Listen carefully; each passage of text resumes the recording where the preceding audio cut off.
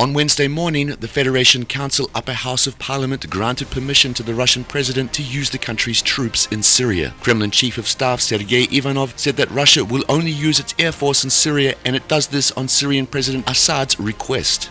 On Wednesday afternoon, the Russian Air Force began to conduct air raids against the Islamic rebels of Jabhat al-Nusra inside the Latakia and Hama governorates in the western part of Syria. These provinces would reportedly be the primary target for the Russian Air Force and the Syrian Arab Army. According to scrappy reports, the Russian Air Force targeted the areas of Al-Latamina, Kafzita, the Jabal Azawi, Kasab, and Diahana.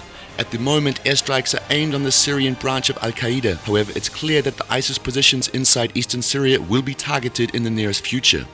Meanwhile, the Syrian Arab Army's Special Forces Division, known as the Tiger Forces, have deployed their units to the East Aleppo front to help lift the ISIS's siege of the Huweiras military airport. Lifting the siege from the airport will open additional opportunities of the Syrian Air Force's usage in the conflict and free forces and facilities which could be used to relieve the situation in the sector.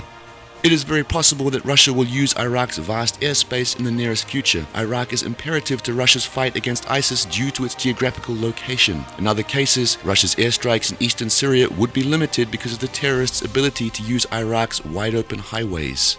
Earlier, South Front Analysis and Intelligence reported that Russia, Iran, Iraq, and Syria have made an agreement to set in Baghdad a joint information center to coordinate their operations against ISIS.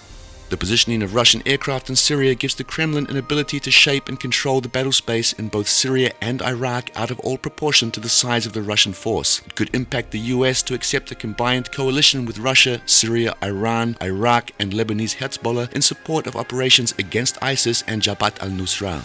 Separately, the contemporary situation can probably lead to the establishment of a permanent Russian air and naval base in the eastern Mediterranean.